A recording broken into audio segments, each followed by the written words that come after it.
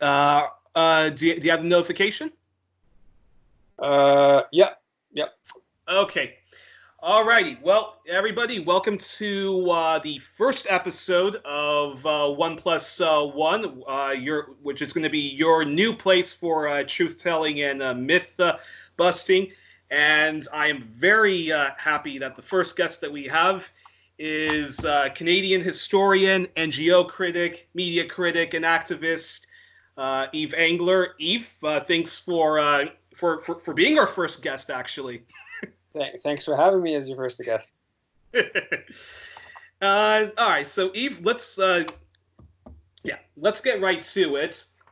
The first question I wanted to ask you I wanted to ask you something going back to last September, which was the Canadian federal general election, and I wanted to ask you what your thoughts were on the last general election that saw Justin Trudeau reelected, albeit with a slimmed majority, but he's in a minority government. What were your overall, what were your thoughts on the last general election, and why do you think Justin Trudeau, who broke his promise on electoral reform? He claimed that he was going to have, introduce proportional representation. He didn't do that. Claimed he was going to be this, friend to First Nations people, but pursued the environmental apartheid, of Harper, as well as wanting to continue those, and continue those policies, which is bad also for the planet as we speak, like the Keystone XL pipeline and so forth. And of course, the SNC Lavalin scandal, where he fired Jody Wilson, first, one of the first, Indigenous, attorney generals of Canada. So what were your thoughts in general on on the last federal election, and why do you think the NDP was still unable to get into power? Yeah, I mean, I think it's a bit better. The result was a little bit better than what was before the October vote, which was, previous it was a majority Liberal government, and now there's a minority, a pretty strong minority government, but so they're close to having enough seats, enough votes on their own to win votes in the House of Commons. What the reason for why Trudeau lost? I think it's a mix of there was obviously the blackface scandal that came out right early on in the election. That damaged him. That was, very embarrassing on a personal level for Trudeau, and so much of the Liberals' brand is really about Trudeau himself. Obviously, the SNC Lavalin scandal, showed how tied into the corporate interests they are. The pushing of pipelines went against their environmental promises, and then it's just the nature of electoral politics. There's all kinds of other elements that I wouldn't say are particularly political in a real sense of that word, that impact these things. People getting tired of politicians and whatnot. So I think from the standpoint of left, the left, we're in a slightly better state today than we were before, because the NDP and the Bloc Québécois have are able to hold a bit more power because of the minority situation. But I don't think that we're not talking about fundamental changes to the dynamic, partly because the Bloc and the NDP are not don't tend to actually be that left wing, and certainly the NDP, where they are perceived to be, and they don't necessarily take that action. And and so the NDP did very badly in Quebec, as was expected in the election, but did sort of okayish outside of Quebec. Do you think the NDP did bad in Quebec? Now, did that have to do more with the Bloc with the Quebec bloc sort of pivoting back to being center left-ish again, and their sort of left nationalism, or? Yeah, I mean, I think it had to do with the fact that, unfortunately, that Jagmeet Singh, who's the leader of the NDP, he wears a turban, and in Quebec, there's a whole push to criminalize religious symbols. This has been a huge debate in Quebec for many years, and the current provincial government has put forward legislation on this front, which is quite draconian, very regressive legislation. And so Jagmeet's very visible religious symbol went against what is quite strong opinion in Quebec on this issue. So that's one issue. But then Quebec, it was kind of inevitable that the Bloc Québécois was going to come back as a political force. And kind of the nature of Quebec politics is that there tends to be these sort of, everyone goes in one direction all at once, and that's part of how the NDP all of a sudden made their big breakthrough, I think in 2011, and they sort of steadily declined since then. The previous leader of the NDP was Thomas Mulcair, who was a former minister in provincial Quebec government and is somebody who is obviously very comfortable in French and prominent figure here. So losing him as the leader of the party had an impact, and then the Bloc Québécois, their rise, and the Bloc Québécois it's a kind of complicated, because I think in many ways their politics are actually not much different than the NDP's. On many issues, they would be viewed as sort of a social democratic kind of party. On some foreign policy issues, they can take fairly decent positions, and others sometimes they don't. So from a personal level, whether it's an NDP seat or a Bloc Québécois seat, to me it's kind of somewhat irrelevant, especially in a minority government situation, because they'll generally be pushing more or less the broad similar kind of policies. And did Quebec Solidaire, which is a more I guess it's a more sincere left wing party in Quebec, which also wants Quebec independence, and well, at least on paper they claim to be anti-imperialist. Did that have an effect on also why the NDP didn't ride an orange wave in Quebec last general election? No, Quebec Solidaire is a provincial party. So the Bloc Québec was a federal party, and Quebec Solidaire is in the National Assembly in Quebec, and they did very well in the last provincial election. And the fact that they have some anti-imperialist element to it is which would be not normal with a provincial party, because most provincial parties don't really engage much in international relations. But because they are a sovereigntist party, them alongside the Parti Québécois, they are calling for Quebec independence, and so in that process they obviously need to articulate an international policy for Quebec. When they would hope to have Quebec become independent, but they're operating at the provincial level, not at the federal level. And do you think the fact that okay, so we've had the end of of the Stephen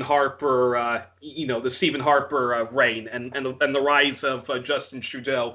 And I mean, I've said many times, and if anyone was to ever ask me, Justin Trudeau, I mean, what is he? What is his politics? How would you describe Justin Trudeau? And I would always, and I think I would say to people, he's basically the white Obama. I mean, yes. I mean, he comes across better than his conservative, more right-wing counterpart, but he's really two sides of the same coin. I mean, the liberals and the conservatives, and even the progressive conservative before them, I mean, I describe them both as just two rival oligarch parties, but the Liberals have a much better uh, propaganda machine, PR machine, to try to convert left-wing minded people into their broad church. And do you think the fact that that I mean, and I always knew that Justin Trudeau was going to more or less continue the policies of Harper that everyone claimed that they were against Harper with. Do you think the fact that he did continue pipelines and did that and did and yeah, fired Josie Wilson during the SNC Lavalin scandal, and aligned himself with Trump to Venezuela and other imperial hotspots, plus the fact that he more or less conceded to Trump's demands during the renegotiations of NAFTA. Did that wake some of those deluded people who supported him the first time around to not give him a bigger mandate? For sure, part of the reason that they lost their majority was they lost seats in Quebec to the Bloc Québécois, of people basically critical of their environmental policy and the pro-pipeline policies, which are quite unpopular in Quebec. I think a little bit in British Columbia as well. I don't think that, unfortunately, their foreign policy in terms of Venezuela or stuff like that, I don't think had any substantive impact. The SNC Lavalin scandal definitely had an impact. Interestingly enough, not really in Quebec, more so elsewhere in the country, and that was very flagrant pro-corporate policy from the Liberals. I mean, no one could have followed what happened with the extent to which the Liberals went to bat for SNC Lavalin, and not been kind of flabbergasted at how much they're willing to bend over backwards to support a corporation. A corporation, of course, that was being accused of massive corruption in Libya, and as well as many places elsewhere in the world. And the corporation that also is involved in all kinds of very destructive foreign policy engagements. So yeah, I mean, I think that definitely the environmental policy hurt them in Quebec, and they part of why they lost seats. And elsewhere, the SNC scandal, for those who didn't realize that the Liberals were a decidedly pro-corporate party, that it showed, that they were. All righty, and then one last question before getting on some more current events is I remember talking to you off the air before I interviewed you for Black Agenda Reports, and I was asking you about about some of the protests and confrontations you had with party leaders, you and Dimitri Lascaris of the Real News, who's running for the Green Party of Canada, and I remember asking you about about foreign policy, about how foreign policy is covered in the Canadian media compared to Indigenous issues, and you told me that you said that you can have your criticisms of how the Canadian media covers Indigenous issues and apartheid in Canada, and you said to me that actually Indigenous issues are actually covered more and even much more better covered compared to foreign policy. Remember? Yeah. And I was saying to, and I remember saying to you, "Come on, you've got to be kidding! Indigenous people, indigenous issues. That's not more badly covered than foreign policy." And you're saying to me, "No, trust me, foreign policy is the worst topic that the Canadian media covers, even when they try to do a good job." And then when I was looking at the Canadian, and then when I was looking at the two leadership debates. Yeah, you were right. Indigenous issues were covered more, and even if all of the parties always throw Indigenous people under the bus, you had all of them say saying that yeah, we're going to defend Indigenous rights. We're going to move forward with with reconciliation and and all that jazz, and all that jazz with. I mean, I think it got sentences maximum. No, I mean the recent protests with Wet'suwet'en solidarity protests, and the real quite impressive uprising on that issue.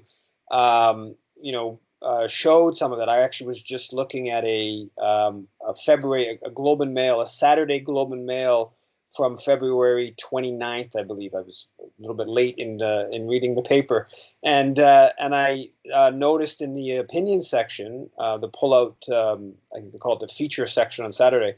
They actually on one page, or it's a 2-page spread, they had 3 op-eds by critical Indigenous voices.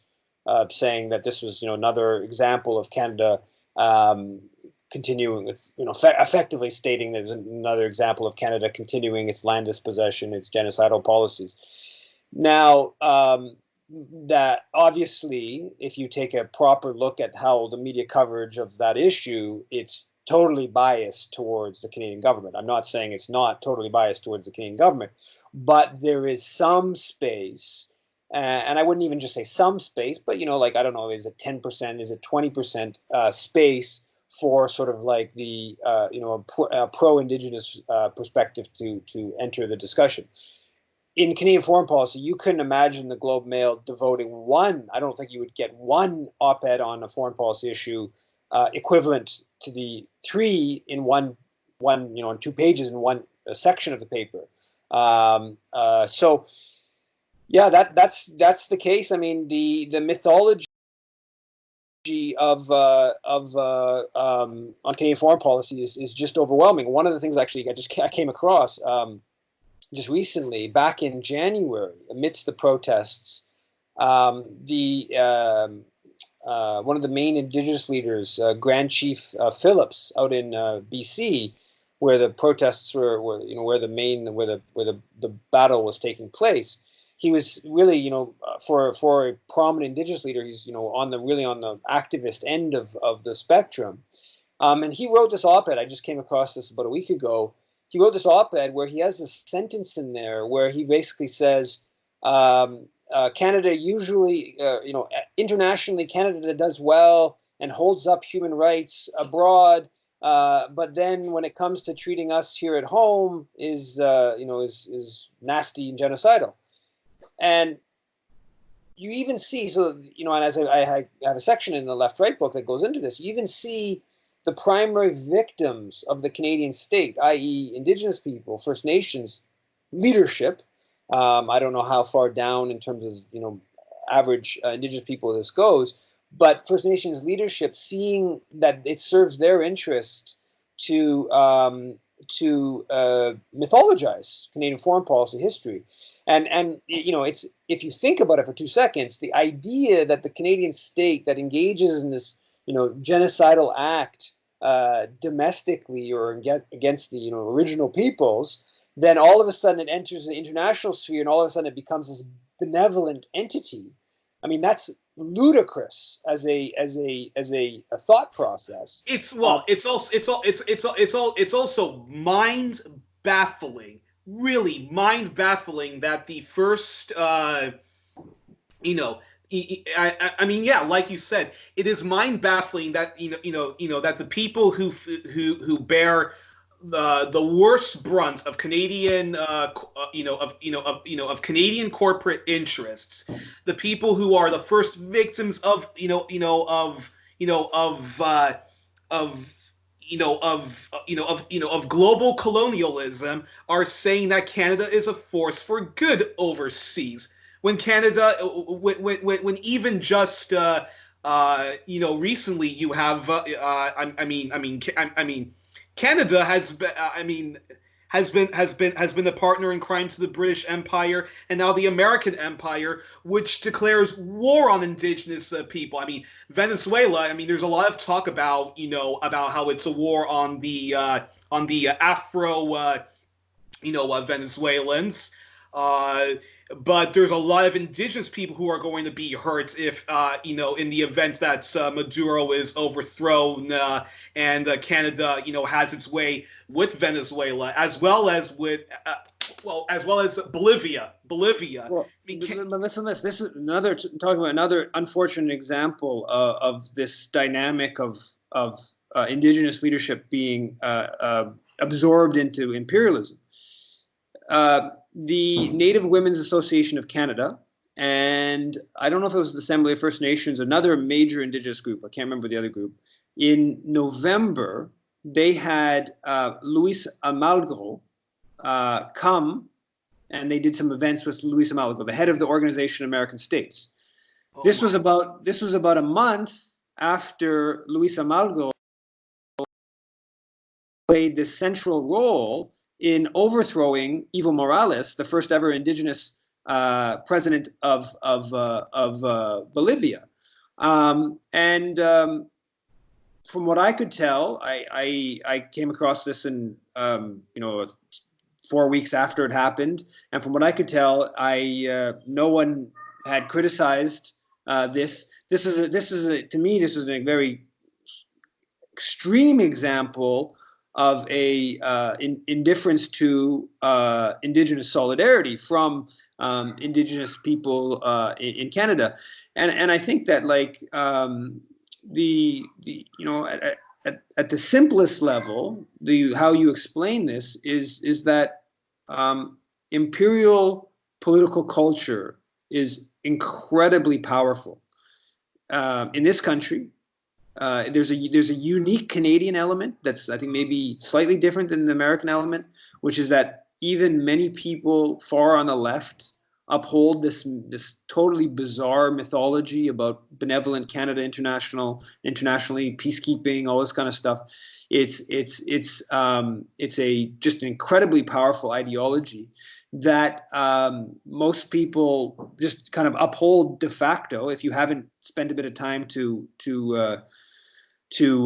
break it down, you just uphold it de facto, and then it doesn't serve people's personal interests to challenge Canadian foreign policy. So from the standpoint of Indigenous leadership, how they would, I think, formulate it is that they already feel marginalized by the system, which is correct, of course, and that to take on this international issue that goes against the dominant ideology would just be even more marginalizing, and that Indigenous people are facing credible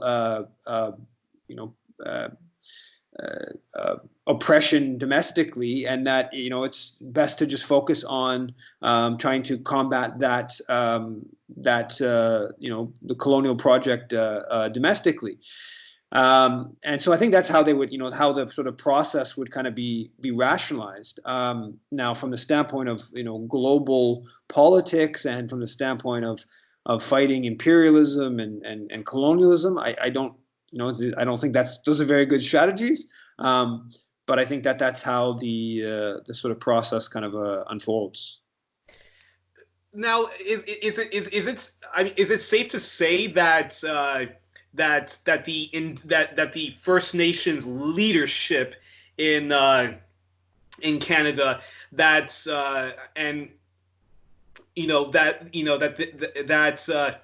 because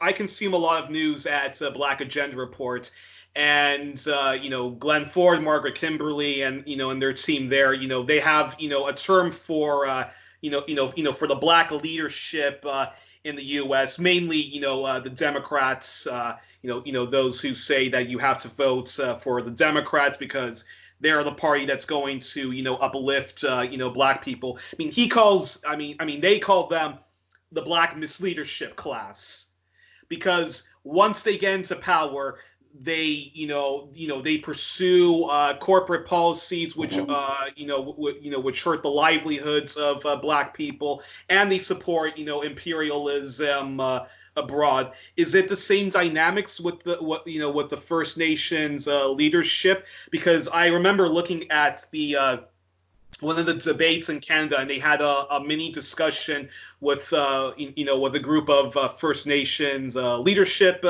people.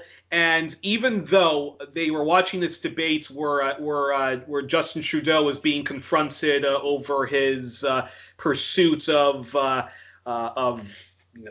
pipelines, and Justin Trudeau was lying when he said that I've been the best leader of Indigenous rights. These First Nations folk that they were interviewing, who I would have thought would have been the most well-informed people when it comes to what Canada does domestically, of course, when it comes to the apartheid regime that they suffer from, but then also when it comes to foreign policy. Yeah, well, I mean, I think that first of all, you got to like the federal government is the source of funds for band councils and many different other First Nations organizations. So the government has all kinds of mechanisms of putting pressure on Indigenous leadership that they have, historically used and continue to use, and so you got to, that's an incredibly important part of understanding the dynamic. I don't think the dynamic is exactly the same as in the U.S., but I think there are some similarities. I think some of it is, some of it is ideological. Some of it, we live in a political culture where there's just the ideology is Canada is a force for good in the world, and most people just don't question that ideology. It's not just a question with regards to, First Nations leadership. I was making this point to some people of within the Haitian community here in Montreal that I organized with when Solidarité Québec Haïti. And I was saying that, most of the Haitian community is pro-Canadian imperialism in Haiti. Because most of the Haitian community supports the Liberal Party. And the Liberal Party in 2004 is the party that overthrew Aristide's government and supported coup government that killed thousands of people. And Justin Trudeau over the past recent years has been backing Jovenel Moise's reactionary regime, while there's these monstrous protests, general strikes taking place across Port-au-Prince and across Haiti. And so, how do you explain the fact that the community, predominantly here in Montreal, the Haitian community, how they would vote largely for the Liberals, and that the leadership of that community overwhelmingly pushes people towards the Liberal Party? I mean, you explain it by the fact that Canadian imperialism is very powerful. You explain it by the fact that people tend to focus on the issues closest at hand, and the Liberal Party does provide some positions to members of the Haitian community. When we were occupying Justin Trudeau's electoral office back in September, members of the Solidarité Québec Haïti, the Liberal Party sent one of the top functionaries of the party of Haitian descent to go negotiate with us to withdraw us from Trudeau's election office. So there's positions there's positions within the party, but I think big picture, there's particulars to the, different communities and different dynamics. I don't think that the Haitian community, I mean, there are government grants that help explain why some of the major institutions within the Haitian community, why they tend not to be critical of the government.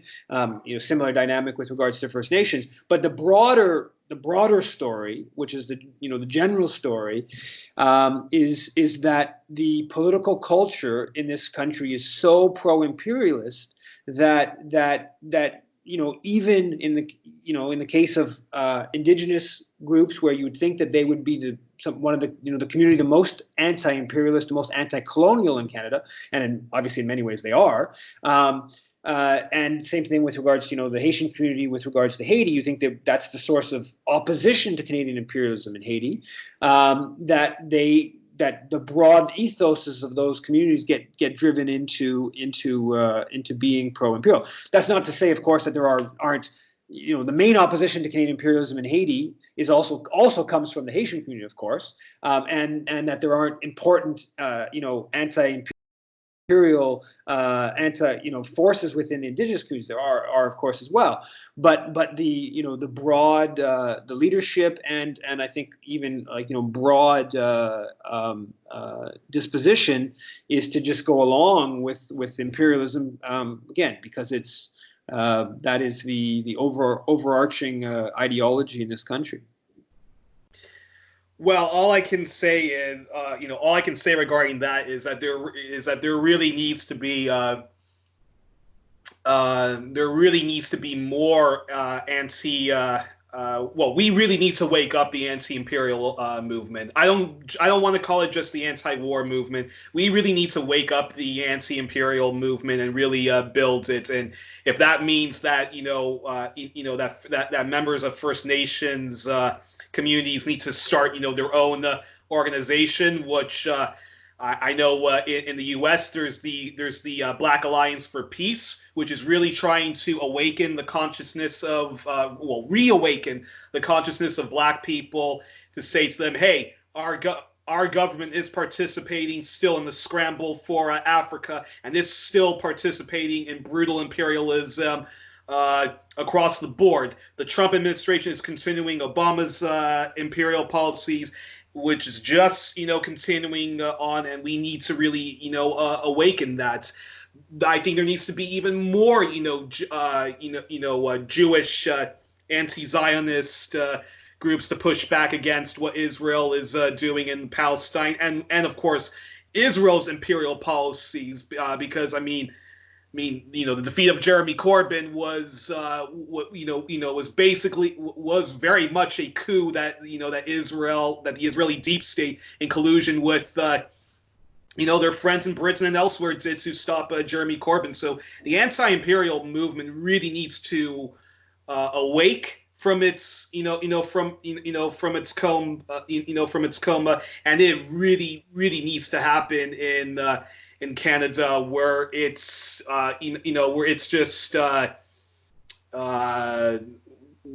just shocking how how people can still think that Canada is a force for good in the world, and at the worst part, they think that Canada's only been a bully on the world stage, starting with Stephen Harper. Yeah, no, I mean I maybe just segue from that to, if you look at Trudeau and Trudeau's foreign policy, and my most recent book is House of Mirrors, Justin Trudeau's foreign policy, and Justin Trudeau has been on the case of Venezuela, has just been over the top aggressive in trying to oust Nicolas Maduro's government. If you look at their position on Bolivia, if you look at their position in Nicaragua, they're aligned with, in one case, a successful overthrow of Evo Morales' government, in another case, a not successful effort to oust Daniel Ortega. And while simultaneously, and they frame this all on human rights and democracy, while simultaneously backing governments in the case of Honduras, which are You know, the electoral and constitutional legitimacy is almost nil. In the case of Colombia, where its human rights record is absolutely atrocious, infinitely worse than the record of the Venezuelan government. Still propping up Paul Kagame and. If you go to East Africa and you look at their Trudeau is buddies and it goes out of his way. I mean, just a couple of days ago, had another phone conversation with Paul Kagame, who's got as much blood on his hands as certainly any leader in Africa, and runs a absolutely brutal dictatorship where he claims to get 99% of the vote. And the liberal Justin Trudeau, the human rights democracy aligned Justin Trudeau is just openly supportive of Kagame. So if you look at Justin Trudeau and how I prefer Justin Trudeau's foreign policy to Stephen Harper's foreign policy. I think it's slightly better. But how can you say that when he's more or less just continuing the policies of Stephen Harper and not even just Stephen Harper. I mean Trudeau's continuing a Liberal Party tradition of of supporting imperialism. I mean his was an imperialist. Chrétien was an imperialist. Paul Martin wasn't, wasn't. Well, what I was going to say is there's way more. While I prefer Trudeau to Stephen Harper, there are way more similarities in the policy than there are differences. The thrust of the policy is the same. I think there are, in some instances, slightly softer positions that are for the better. They're not good positions, but they're less bad. And you're definitely right that the worst foreign policy crime of this century that the Canadian government perpetrated was the 2004 overthrow of the government in Haiti, and that was done by a liberal government. It wasn't done by Stephen Harper's government. And then if you go back, historically, if you take a look at the Korean War in the 1950s, that of course was a liberal government that oversaw that. That was the great human rights defender Lester Pearson, who was the foreign minister at that time. And there are examples that go on and on and on. This is a bipartisan, and then my previous book, Left Right Marching to the Beat of Imperial Canada, shows how it's not just a conservative liberal alignment, but in fact very often the opposition, the supposed socialist or social democratic NDP has historically, even though they're not even in government, even though when they should have more latitude for left-wing positions while they're in the opposition, when they have sort of all the ostensible self-interest to be critical, they don't even criticize these foreign policy issues. And you take the example of the bombing of Libya in 2011, where the NDP voted for that on 2 occasions in the House of Commons. Or you take more recently with them basically endorsing with this, let's wait an extra week or two position on Juan Guaido and this self-declared president of Venezuela. At one point the NDP foreign critic was actually criticizing Stephen Harper for being too soft on Hugo Chavez.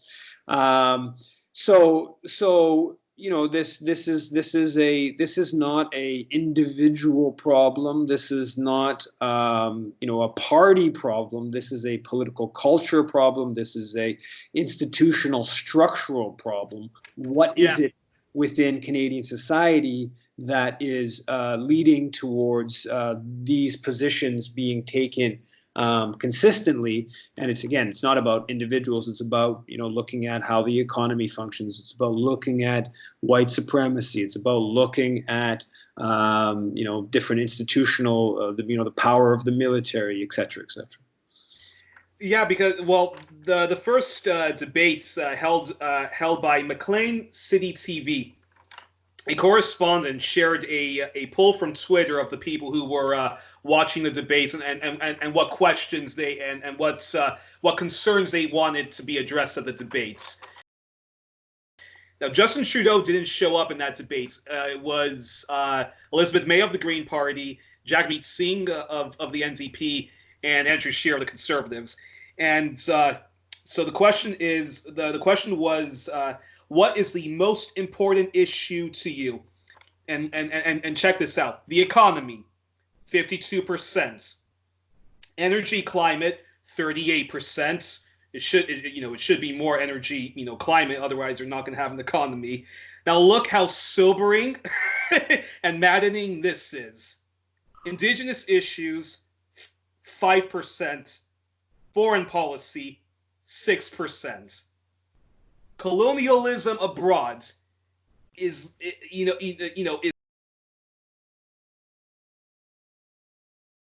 even then, that's just. What is it about Canadians who love to think of themselves as the better version of of America? That's quite sobering. Take the response to the coronavirus and COVID-19 that's going on right now. The extent to which the whole thing has taken on a nationalistic. This is a global pandemic. Okay, this is a global issue that, to some extent, shows that we are, to a large extent, I would say, shows that we are a collective humanity, and viruses spread, and we all have to, we're all going to be impacted. I wouldn't go completely with that, but there's a incredible global dynamic to it. Well, the response of the Canadian government and the whole political system has been just incredibly nationalistic. Just one example. Okay. Well, they're bringing Canadians. The Canadian government's organizing flights to bring Canadians back from Peru, from Morocco, globally, while they're telling people here that you should not go out of your house, right? So they're organizing, like, from a strictly public health standpoint, which is a crazy policy of trying to increase global transport at a time when they're telling people again to stay in your house domestically. Simultaneously, the Trudeau government, which frames itself as a sort of pro-refugee, pro-immigrant government, immediately shut down the loophole on the Safe Third Country program with the U.S., whereby people who cross the border, they didn't go through a formal border crossing. So these are undocumented people. A lot of them have been Haitian, coming in from the U.S. If they go around the formal border and they just cross over, illegally, and they get detained in that point, they have the ability to pursue a refugee claim. There's a loophole that's been in existence, which the government had continued with. Immediately with the coronavirus thing, they shut that down and immediately said anyone who crosses is just getting sent back to the U.S. Right away. But so you're talking about people who are like, in the case of, they're in upper New York State, they're, 30 feet, 100 meters, whatever it is from the Canadian border. And we're telling them like, no, there's this global pandemic. You cannot possibly come in. But while we're simultaneously flying people from Peru, and, the government's literally organizing flights to take Canadians back from Peru to Canada. Alongside this, if you take a look at some of the numbers, okay, so the Canadian government's announced more than $100 billion in different stimulus packages and aid programs with regards to the fact that huge numbers of people are out of work, all kinds of people can't pay their rent. Most of these measures, I think, are exactly what the government should be doing. But simultaneously, in the U.S., we're talking about like Trump's announced a $2 trillion package. Well, the head of the UN called for a $2 billion global fund to help impoverished countries deal with coronavirus. $2 billion. I mean, $2 billion. Like it's 2% of the whole. I think Canada's over $100 billion at this point. But it would be something like 1 or 2% of what Canada's announced, and it's 0.1% of what the U.S. announced, and they probably won't even attain their $2 billion objective. Now, you of course can't deal with this pandemic, or you seriously undermine your ability to deal with the pandemic if coronavirus or if COVID-19 gets going terribly in Haiti, for instance, or in Guatemala, for instance. That is of course going to always be a public health threat to Canadians. So even looking at it just from a narrow kind of Canadian self-interest, you would imagine that you want policies in place to deal with this globally. But the whole orientation, and this is not just Canada, of course, this is you're seeing it around the world, but the whole orientation of our political world is structured around nationalism to the point where we don't even see it. It's just presumed that's the right thing to do. Our government takes care of our own, and so if you happen to have that passport, you are of value, and if you happen not to have that passport, you are not of value, so these things are very powerful structural ideological kind of forces, but you really do see that in the midst of this global pandemic, and I repeat, global, not national. The going towards nationalistic outlook is quite stark. And yet, Canadians and people who think that Canada, people outside of Canada who think that Canada is the better version to the U.S.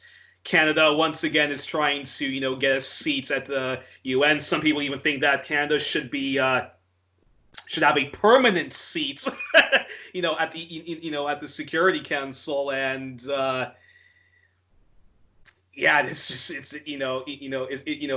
just mind baffling. But this then goes into the heart of propaganda and Canadian patriotism, which is slightly different from from ultra American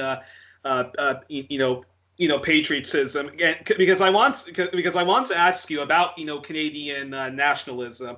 And I was looking at the Liberal Party, the former Progressive Conservative Party, the Conservative Party, and the NDP, and even some of the Quebec independence parties. And I noticed something about all of their party logos. They all have the Canadian flag or the Quebec flag. I hadn't noticed that, actually. Yeah. It's. Check it out. Like go to Google and check out the different party logos. From the 70s, 80s, and recently. Most of the Quebec independence parties all have the Quebec flag, and then when it comes to the Liberals, NDP, the formerly Progressive Conservatives, and now the Conservative Party, they all have the Canadian flag. So do you think do you think that actually in general Canadians are that Canadians just in general are much more patriotic than Americans? Some who like some you have a lot of Americans who say, I'm embarrassed to be an American. Look at the people we keep putting in the White House, like Trump, George W. Bush, Richard Nixon. But that doesn't seem to be the same thing in Canada, right? Yeah, I know. I don't think it is at that level. There's, I think, some very differences to Canadian nationalism. There has been a very important left Canadian nationalism that was quite powerful for certainly 1970s, 1980s into the 1990s. Organization like the Council of Canadians, which is clearly a left-wing organization and does lots of very good work, has. It's less nationalistic today, but it was. One of the founders was Mel Hertzig, right? Yeah. and he's a very staunch nationalist.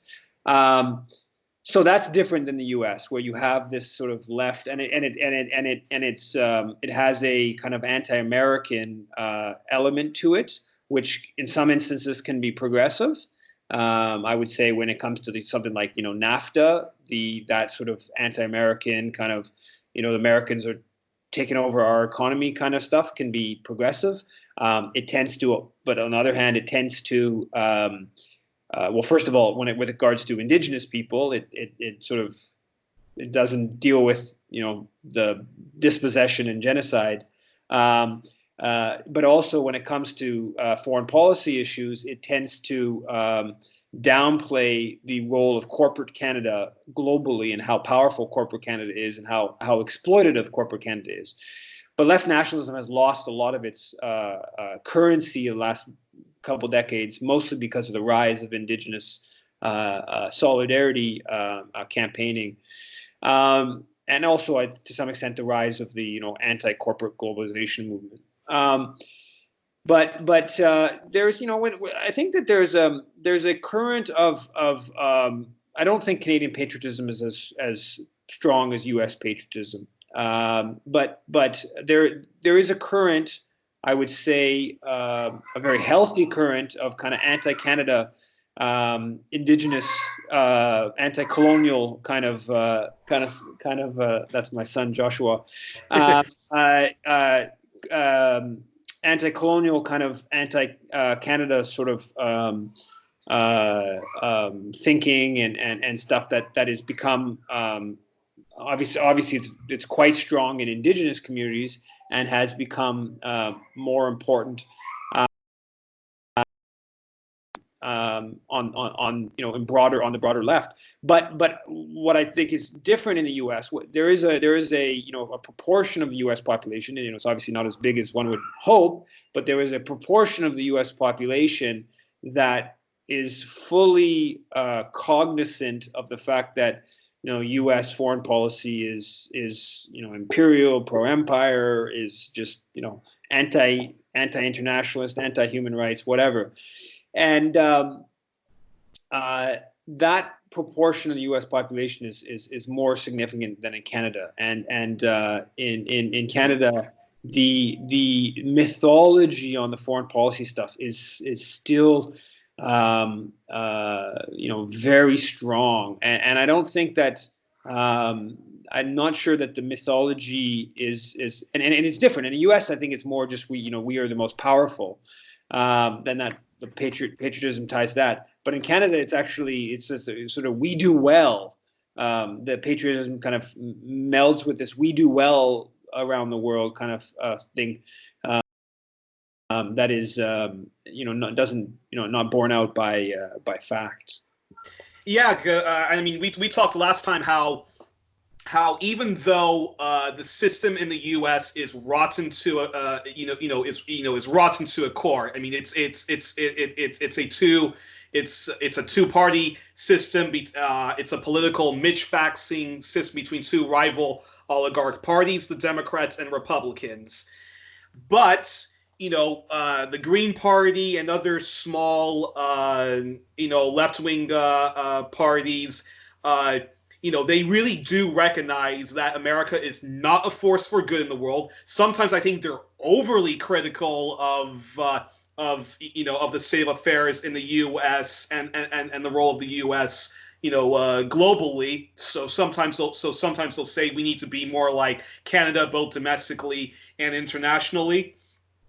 Or we need to be more like, the other NATO, EU places. But however, Dr. Jill Stein, Ralph Nader before her, Cynthia McKinney, and so forth, and then even people like Tulsi Gabbard, Dennis Kucinich, Mike Gravel in the Democratic Party. Even Bernie Sanders, who both of us we have our problems with him. They'll remind people though about what the U.S. has done in the past. They'll prop up somebody like Noam Chomsky, or go meet out with American dissenters to discuss America's real role in the world. And you even get that to an extent in Britain, but in Canada, I mean, Nikki Ashton, who's who many say is the best NDP person on both domestic and foreign policy. I saw debates with her when she tried to get the leadership twice, and she was saying that Canada is a force for good in the world. No, that is something. I mean, that there is and no. then Elizabeth May as well. I mean, she may be a mild eco-socialist at home, but she supports militarism and the Canadian myth making that of Lester Pearson, and we need to spend more on the military. We need to be part of NATO. But I mean, Bernie Sanders has in recent weeks or months has said that the U.S. helped overthrow the government in Chile and in Iran and Guatemala, and references the 2003 war invasion of Iraq, and he talks about a history of bad American foreign policy. Now, of course, he does it. He's very selective in which one what he chooses, and there's all kinds of very legitimate criticism of that. I'm not familiar with any example of Canadian politician even close to the standing of Bernie Sanders, or even someone like Nikki Ashton, who's just an MP, where they will in any way reference Canadian foreign policy historically. That's not to say Canada's great. Right? The only times they reference Canadian foreign policy historically say we should return to the good old days of Lester Pearson. We should return to the good old days of, in some cases, Brian Mulroney's supposedly challenging apartheid South Africa or whatever, right? So that's the only way. And but this is I think this is probably the clearest distinction, where that mythology of historic benevolent Canada is so powerful. It's quite remarkable. I mean, like I've written about this, and I've thought about this on a number of occasions. I remember researching the Black Book of Canadian Foreign Policy back in 2006, 2007, 2008, and I came over many articles in left-wing outlets, like I don't know what the number was, but at least a dozen or into the dozens, where they started off by saying, Canada usually does well, except on this issue, right? And then they, but if you're finding a dozen or dozens of articles dealing with different issues that start from that same thing, it's obviously not true, because now we're talking about dozens of examples of different issues where Canada's not doing well. But there's a perceived need.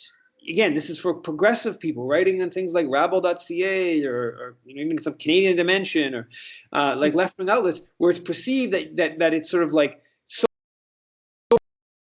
to believe that Canada would be doing something bad that you have to kind of like throw a bone to this mythology to say, and I've detailed it with different prominent figures on the foreign policy left, people like Stephen Staples or Michael Byers or Walter Dorn or Linda McQuaig, and how they do this regularly, and some cases they do it very consciously. In the case of Linda McQuaig, I've detailed this about her mythologizing Canada's role in the war in Vietnam. And she's doing it consciously because she's quoting from a book where, in case of her upholding the Lester Pearson mythology and claiming Lester Pearson was against the war in Vietnam, she's simultaneously quoting from Victor Levant's very good book called Quiet Complicity about Canada's role in the war in Vietnam, which shows, like on dozens of occasions, how Lester Pearson was complicit in the war in Vietnam. So she read the book, she's quoting from the book, but then she's simultaneously claiming Pearson opposed the war, which anyone who read that book knows there's abundance of evidence to suggest that, in fact, he supported the war. So it's. But isn't she using that to first of all, that is strange because she's propping up Lester Pearson, a member of the Liberal Party, which she's often critical of as being just another rival oligarch party. She's a member of the NDP. She's one of the few NDP journalists who does speak out against Canada's support for Israel and other places. And yes, she's propping up this Lester Pearson, who was okay. I mean, you told me that he wasn't a rival oligarch on the domestic front, but he was a colonialist. He was a supporter of colonialism abroad. Yeah, no, and no. she's using that to slam to slam Stephen Harper and it's just like I said, I just find it very mind-boggling. But it speaks to how powerful the mythology is, and it speaks to how constrained the debate is, right? Because there is no space in the dominant media to say that the world needs less Canada. You could, maybe Linda McQuaig could write an op-ed once in the Toronto Star that the conclusion was the world needs less Canada. But if you made that somewhat of your theme in your column in the Toronto Star, you would no longer have a column in the Toronto Star. And so some of this is a personal kind of belief in the ideology, in the mythology, maybe should I say. Some of it is just career calculations. Some of it is tactical, right? I think the tactical element is like, well, we gotta pull at Canadian sort of heartstrings of, we're usually good abroad, and this is so wrong that this time we're not being good abroad because we're usually good abroad. So there's sort of this tactical consideration that's going on, which in some cases can work, but if you take a broader look at the tactical, you end up reinforcing the problem. So there's different elements to, I think, what's going on, but the effect of all of this is that there's almost no voices that are saying that Canadian foreign policy has been driven by two interests for at least 150 years, which is support for empire, historically British, today American, and support for Canadian corporate interests abroad. That is overwhelmingly what drives Canadian foreign policy. All the rhetoric about human rights, democracy, saving the women, saving the children, that stuff, that is all, that's definitely tertiary, and in many cases having no impact whatsoever in driving policy decisions. And now that being said, have you ever been invited at all by the CBC, CBC, CTV, or any of the kind of alternative corporate media like Vice magazine, Huffington Post, to discuss any of your discuss any of your books, whether it was The Ugly Canadian, which, I mean, it was very popular to be to bash Stephen Harper a lot. There was a Harper derangement syndrome, which I myself never participated in when people would always complain about Stephen Harper. But were you ever invited on to discuss like a propaganda system or? No. I was on the CBC. I did one, The Current, which was one of the big shows on CBC Radio. I did one interview back, a very constrained interview on a very particular mining question around the time of the launch of my Black Book of Canadian Foreign Policy in 2009.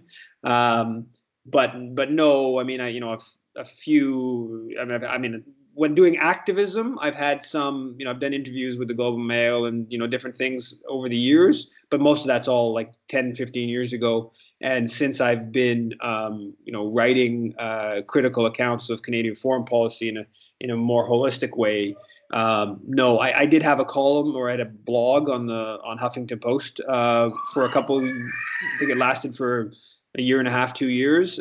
They took that away a couple of years ago, and I've written a bit about some of the suppression of the columns. Some of those stories are pretty interesting political kind of anecdotes. But no, I mean, overwhelmingly, there's there's no interest in hearing my perspective in so there's so that means that so doesn't that mean that there is more censorship by omission in the Canadian corporate / state media compared to, say, the BBC, compared to Britain or the US? Yeah. I mean, I like on foreign policy, there is very, very little space in any major media to challenge the dominant position. There's no doubt about that. My impression is that the omission of radical critical voices in the U.S. media is pretty substantive too. I know that the Boston Globe runs somewhat regularly. It seems like they run columns from that Stephen Kinzer, who writes some pretty good pieces about historic American foreign policy crimes. There's not really, would be no equivalent to that in Canada. But my impression would be that there's a broader U.S., maybe not like traditional newspapers, but a broader U.S. sort of online media that allows for critical kind of discussion of U.S. foreign policy. In Canada, there's a couple outlets, like Canadian Dimension, Ricochet. I had a column for years and years in Rabble. Rabble pulled my blog, so I'm not even Rabble.ca is not even allowing it. And Rabble runs some, they run some critical stuff on Canadian foreign policy, but they also run some stuff that's just totally aligned with the sort of liberal end of the foreign policy establishment. So there are very, very. Why do you think that is in terms of Rabble? Was that because of your recent book where you're critical of the left in Canada? That's my guess. I think it's two things. It's primarily that it's the left-right marching to the beat of Imperial Canada, and it's people criticizing me, claiming that I'm being anti-Semitic. Those are the two. Those two dynamics that pushed Rabble to be to not, they never stated an explicit reason. They brought in the person who ultimately chopped the column was somebody who had been working at the Montreal Gazette for 20 years, and they were, I guess, Rabble decided they wanted to go, they wanted to, sort of look very professional, or they want to get somebody who had this long-standing relationship in the corporate media, and so she was the one who withdrew the call, my blog, but there was never like a proper explanation. But again, it was right around the time, it was just after the launch of the left-right marching to the beat of Imperial Canada. And that book's critical of the NDP, and the Rabble is aligned with the left end of the NDP. The main person in Rabble, when the I don't know if she's called the president, but she's partners with Libby Davies, who is a long-standing left NDP MP. And the book also has some criticism of labor movements, unions, foreign policy, and Rabble gets a certain amount of its money from unions and stuff like that. So I think that's the sort of explanation. I'm not the only one. There's the fact that it lasted 15 plus years of writing there. But there's others who were writing critical stuff on foreign policy that have been driven out over the years. But no, I mean, quite frankly, it's a pretty bad comment on the state of foreign policy discussion when I'm fairly high profile on the Canadian left, and Rabble wasn't paying me. I'm not talking about like getting paid for any of this writing. This is like volunteer writing, and Rabble.ca deciding that like they're not going to run these like free columns, free blogs. It's a pretty bad comment on the state of left media discussion. But it is what it is, and we need to. That's why. All I can say on that is, is shame on them, because the fact that you have been described as the Canadian Noam Chomsky, and I would even go, which is a good compliment, but I would go further than that. I mean, I find you to be like the finest Canadian dissident historian, NGO critic, and media critic, but I guess that's their loss. I mean, do you think a lot of that also has to do with the fact that so much of the left has also thrown Julian Assange under the bus? A lot of the left has jumped the shark on Syria. A lot of the left also has this sort of anti-Russia derangement syndrome, and has foolishly supported the civil war in Ukraine and the Western NATO EU backed coup that happened there. Because I know you haven't jumped the shark on those issues, but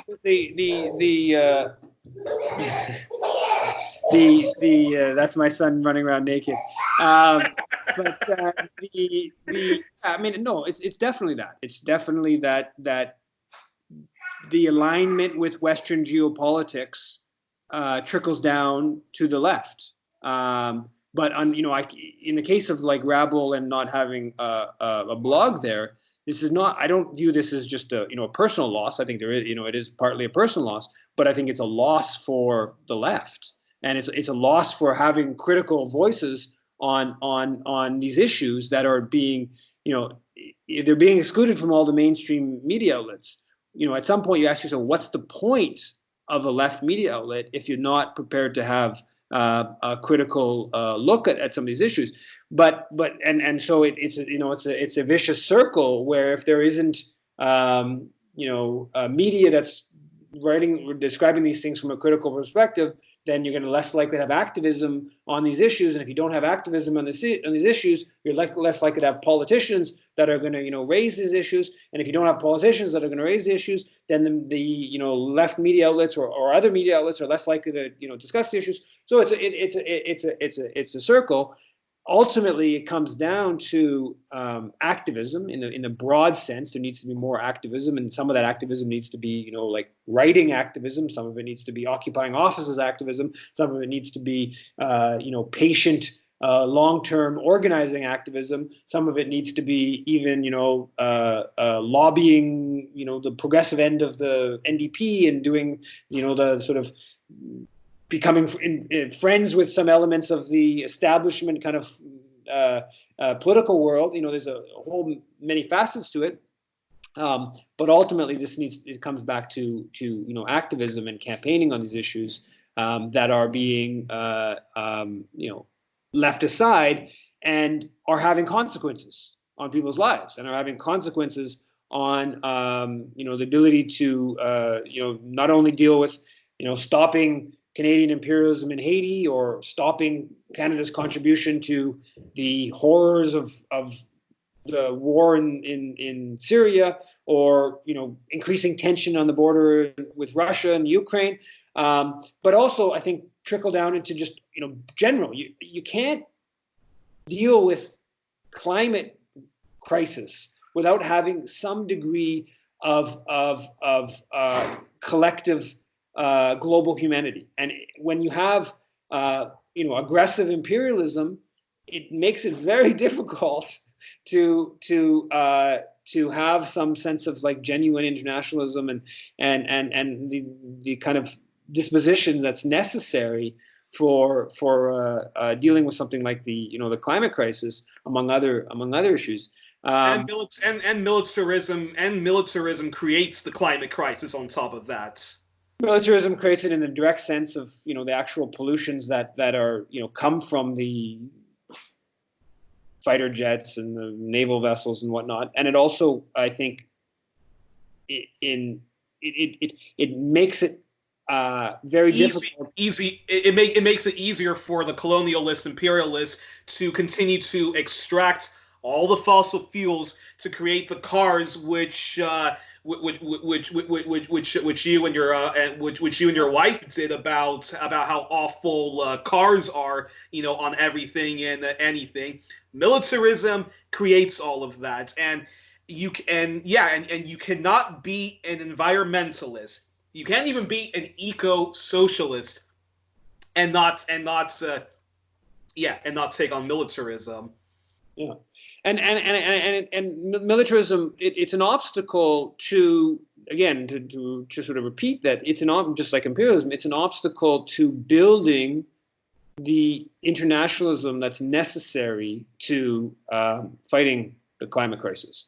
It's militarism is bad in and of itself, right? It's bad from the standpoint of when they actually go to war and they kill people, but that's not. That's just the least of the bad parts. There's also, it's a bad ideology in terms of reinforcing hierarchy, in terms of patriarchy. So there's many facets to militarism that are I think socially destructive. One of those, of course, is the destruction of the natural habitat. And if you take a look at how naval vessels terrorize, whales on the coast of British Columbia, or you look at the, spilling of oil from naval vessels, or the destruction of Indigenous lands. The whole history in Canada of the military destroying, stealing, and destroying Indigenous lands. So there's many facets to it, but I think one part that environmentalists need to grapple with is how militarism and imperialism undercut the type of world and the type of internationalism and solidarity that's required to deal with collectively reducing greenhouse gas emissions. And now going back to the to the response that you get, or the lack of response you get when you write your books, your critical historical books, myth-busting books. Has Linda McQuaig ever responded back to you when you criticized her mythology of Lester Pearson? No, not really. I wrote a review of one of her books on foreign policy, holding the bully's coat. Yes, exactly, holding the bully's coat, and she wrote a very angry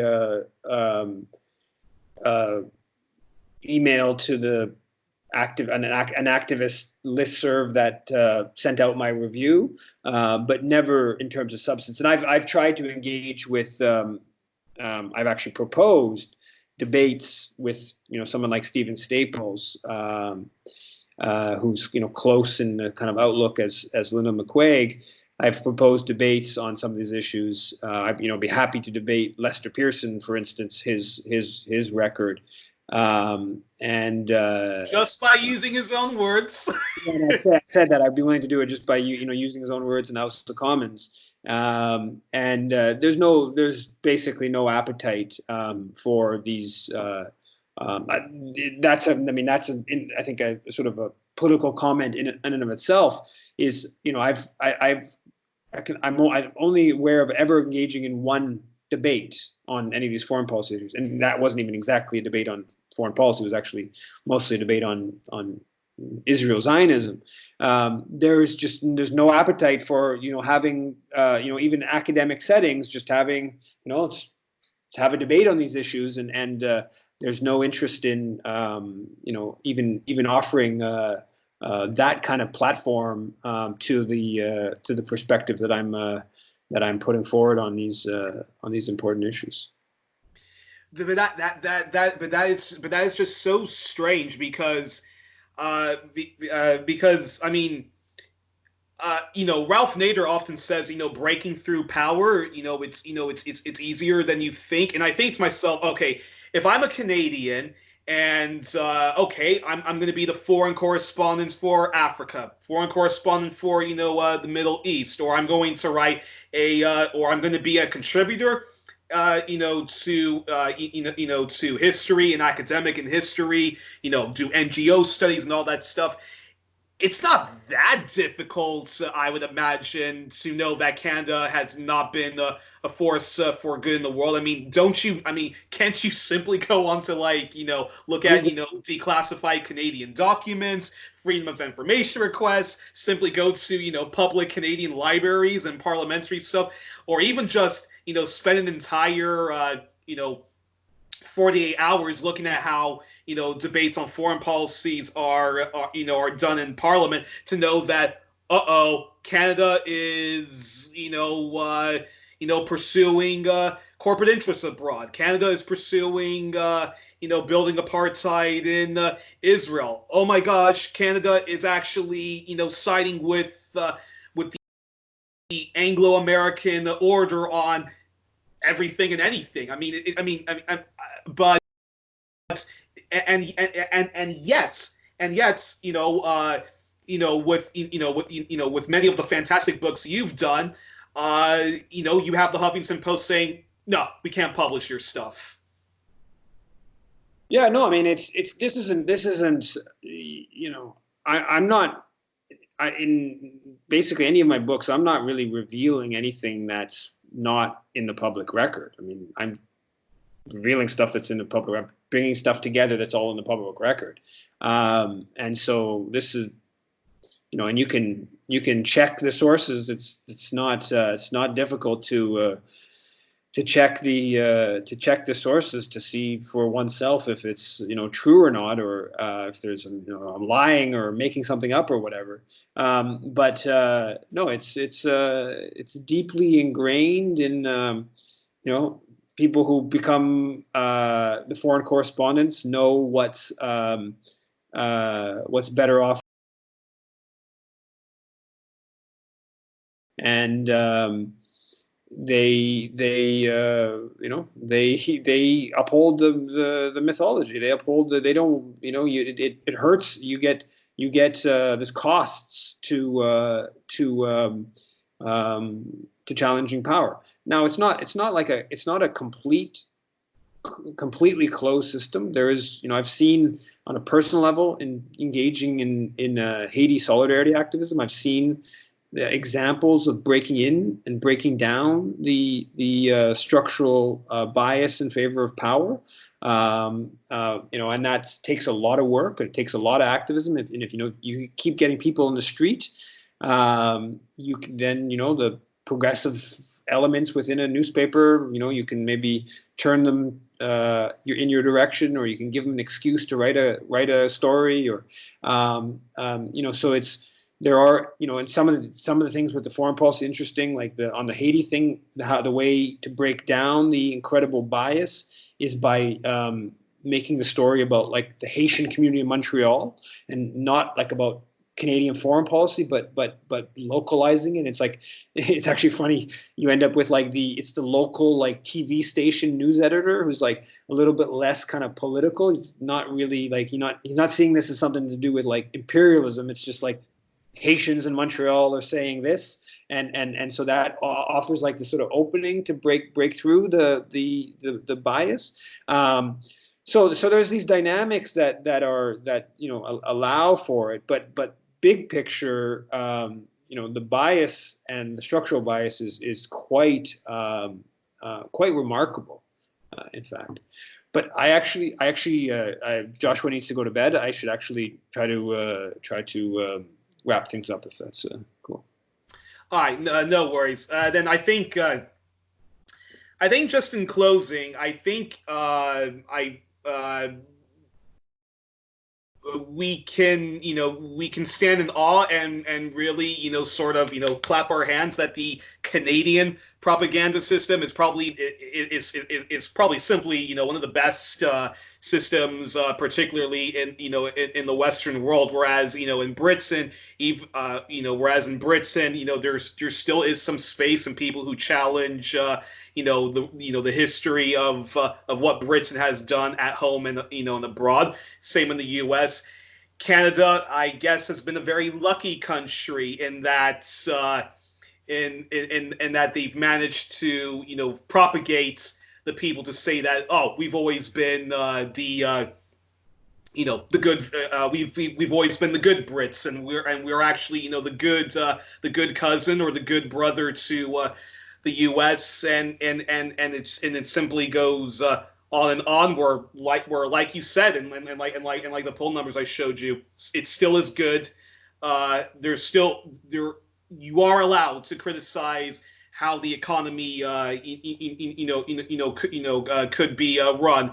Now Indigenous suffering is acknowledged and move forward in a better direction with that. But Canada's real role in the world, we need to we need to start, reawaken, and go forward with with the anti-imperial movement. And unfortunately, it's going to be more difficult because we do have to fight the the left nationalists and yeah. Yeah, I mean, there's no this it's I've stated this before, and that some people get depressed by it, but my looking at this thing is that the late 1800s ended with Canada engaged in this brutal war in South Africa, the so-called Boer War, where they put tens of thousands of Boer women and children in concentration camps and died. The late 1900s ended with Canada bombing the former Yugoslavia. The objective is to make sure that this century doesn't end in a similar kind of way, to view this as a long-term battle of challenging the ideology, also in the actual institutional structures. There are some good signs. I think people are actually more internationalist today than they were in the late 1800s. So there are some positive signs, and I think there's examples of the activism constraining the worst of the military, the way the Canadian military functions. We're not in any way in the driver's seat, but the history of activism from against the war in Vietnam to the Central America solidarity to against apartheid South Africa, Iraq War in 2003. The history of that has had a effect in terms of breaking down some of the worst forms of racism, some of the inward lookingness and stuff like that. The battle before us is still a incredibly long and difficult one, but there are I think there have been if not many complete successes on challenging Canadian foreign policy and challenging Canadian imperialism. There have been partial successes that have left an impact on the political culture. Well, and then hopefully, and then one final thing I'd like to say is I also and that's one of the reasons why I was motivated to start this program 1+1, because I really would like to try to because I'm bored of always hearing about how bad the U.S., UK, and Australia is, and I would really like more more topics on Canada's real role in the world and Canadian topics. So So hopefully this will be the first of many conversations. I'm proud, and I want to continue to give you as as much as a platform as I can. And well, we will Thanks. leave it there. Yves, thank you very much for being our first guest. You are our first guest. Thanks for having me. All right, have a good night. Yeah.